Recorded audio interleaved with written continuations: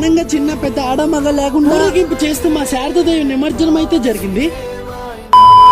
అందరికి అసలు మ్యాటర్ ఏంటంటే లాస్ట్ వీడియోలో మన శారదాదేవి ఎలా నిమజ్జనం చేసాం చెప్పలేదు కదా. ఈ వీడియోలో చెప్తాను, లాస్ట్ వరకు చూసేయండి. నైట్ అయిన తర్వాత పక్క వీధిలో వచ్చిన కుర్రలు మాతో కలిసి డాన్స్ కుమ్మేశారు. వాళ్ళంటే మీరే చూడండి, ప్లే చేస్తాను.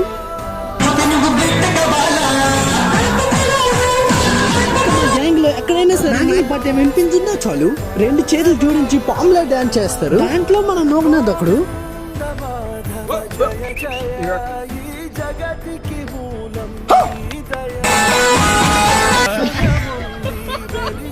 మనం కూడా 2-3 స్టెప్లు వేసి బౌద్ధనాథ్ దగ్గరికి వచ్చిన తర్వాత మంచిగా అలంకరించుకుని నుదుట కుంకుమ పెట్టుకుని అయితే ఇచ్చేసాము. అక్కడ కూడా మన వాళ్ళు చిన్న దోవ పనులు అయితే చేశారు. ఇంకా మన శారదాదేవి చుట్టూ 3 సార్లు ప్రదర్శనలు చేసుకుని ఇలానే నెక్స్ట్ ఇయర్ కూడా కుర్రలందరూ కలిసి ఇలానే సరస్వతి పూజ చేయాలనేసి దండం పెట్టుకున్నాము. ఇంకా పూజ అంతా ముగిసిన తర్వాత మన శారదాదేవిని బౌద్ధనాథ్ లో నిమజ్జనం చేస్తాము.